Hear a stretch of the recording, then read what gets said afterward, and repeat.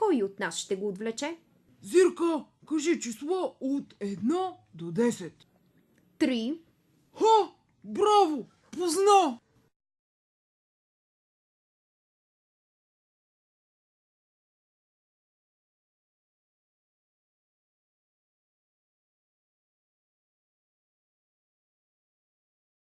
Хе-хе, ето къде си бил, жалки Моливко. Ние ще те, хе-хе, излекуваме, ще те изнесем. Хи-хи-хи-хи. По дяволите! Как смееш да се нахвърляш? Ах, извинете! Стой! Стой, ти казвам! На тебе говоря! Ще ти кажа нещо тайно! Кой сте вие? Аз съм доктор. Аз съм истински учен доктор. А как научихте за Моливко? Ние всичко знаем. Но какво правите с него? Глупав хлапак. Ами, че лекувам го. А защо Моливко е вързан? Невежа. Болните не биват да мърдат и да говорят. Пипнаха ни! Листата окапват. Какво искаш да кажеш с това? Окапват. Ами, просто се въртят из въздуха и падат на земята. Страхотно. А кой ги лепи обратно? Никой. Появяват се пак. Просто си става. Май, не си много впечатлен. Де да знам. Само съм малко... изненадан. Чувай, Моливко, я нарисува едно корабче. Само че къде ще рисувам? Във водата не може. Нарисувай едно въже. Аз ще те спусна долу, а ти ще рисуваш направо на стената. Корабът е голямо нещо, с което хора и товари се движат по вода. Платната улавят силата на вятъра и така корабът плува. Чудна работа! Поздравления! Олико или Иваза! Моля? Как? Олико или Иваза! Ох, мале, тия какви са? Бандити! Какво е бандити? Казах Моливко или живота! Че защо, ако мога да попитам? Вижте какво! Нищо няма да ви направим! Хванете го! Мисля, че е време да си обираме крушите, а? Да бягаме! Бързо, Моливко, по-бързо! Кораб! Да се превземе! На абордаж! Ние не можем да отплаваме в морето, докато не пипнем този проклет моливан! Аз никъде няма да замина, докато не извие главата на онова желязно плашило. Слушай, Зирка, ти си знаменитият шпионин. Ще ги проследиш. Аз ще ги заловя. Ще ги заловя и ще ги ограбя. Видях ги. Такви с едни ухилени тичат в разтревата. Пипнах ли ви, пиленца? Ето къде сте били. От кога тичам подир ви? Май нещо си намислил. Какви глупави шеги! Къде се понесохте?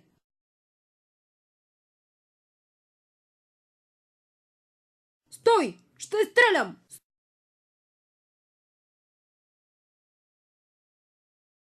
Ама аз се пошегувах много здраве от капитана, че спрете де!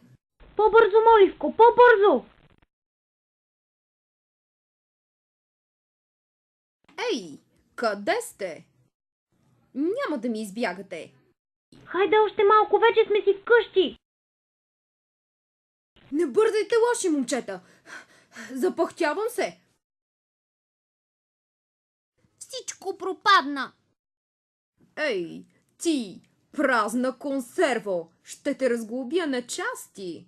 Знам какво трябва да се направи! Аз ще се бия! Ахахо, стръснах се за момент. Какви ги говориш? Я, ела да си оскубя брадата!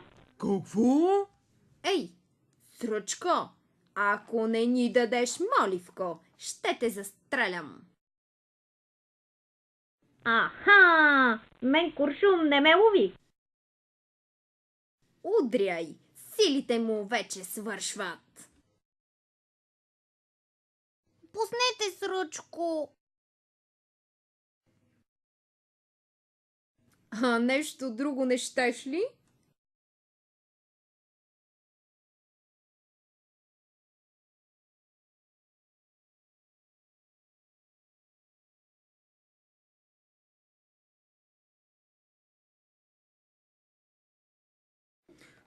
Моливко, нарисувай ни най-напред един обяд. Вие погубихте Сръчко. Нищо няма да рисувам.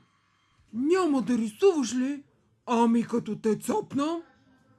Нарисувай плячка, която да си грабим. Не искам. А искаш ли да те окача на машата надолу с главата? Искам да ме пуснете. Чуваш ли, Зирка? Той искал да го пуснем. Да се върна при Сръчко. Измяна! Искаш да бягаш, а? Затворете го! Да седи гладен! А ние? Лесна работа! В открито море ще накарам тоя мърлю да рисува. Утре ще изкомандвам. Дигни платната! Кой ще ги вдига? Зирка, кажи число от 1 до 10. 7. Не позна. Аз не съм моряк. Не умея да вдигам платна. Глупости! Това е лесна работа. Ще те науча.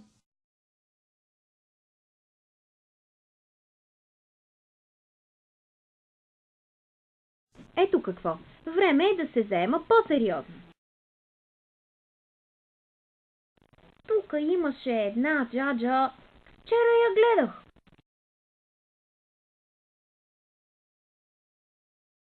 Фю!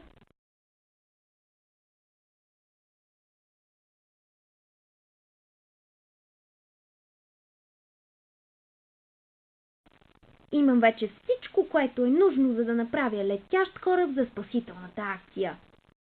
О! Опа!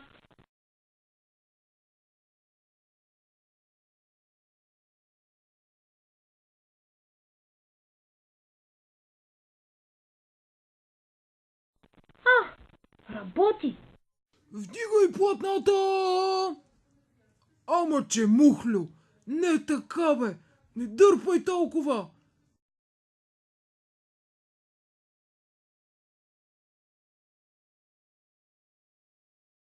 Зирка, вдигай котвата! Стойте! Върнете Моливко! Имаш много здраве. Приятно прекарване. И всичко хубаво. Довиждане!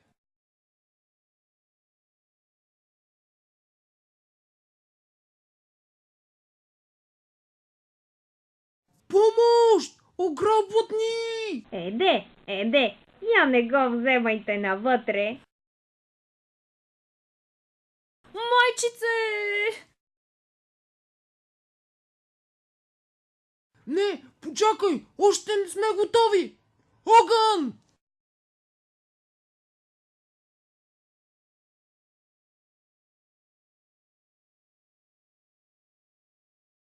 Това пък откъде се взе? Зирка! Лево на борт! Нима не виждаш? Аз съм заед. Какво? Нещо не е наред ли? Тутък си рипнете и освободете Моливко!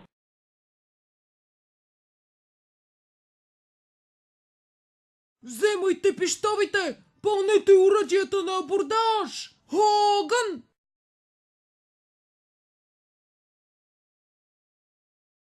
И аз ще опитам. Огън! Ух! Влезе ми пясък в очите! Помощ!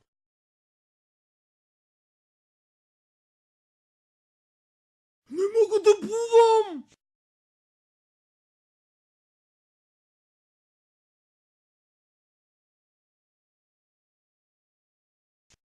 Къде си? Ей ме тука, в тъмното! Това е трюм, място за складиране на стоки. Това си ти, Сръчко! Цял и невредим! Батерийката ми се беше изтощила и се включих към зарядното устройство. Сръчко, как успя да надвиеш такива закоравели разбойници? То си беше като игра. Моливко, ако бяха героите от играта кръвожадни извънземни, тях щеше да е по-трудно.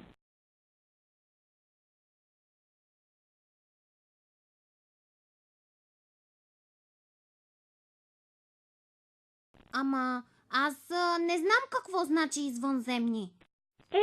Нищо. После ще те науча.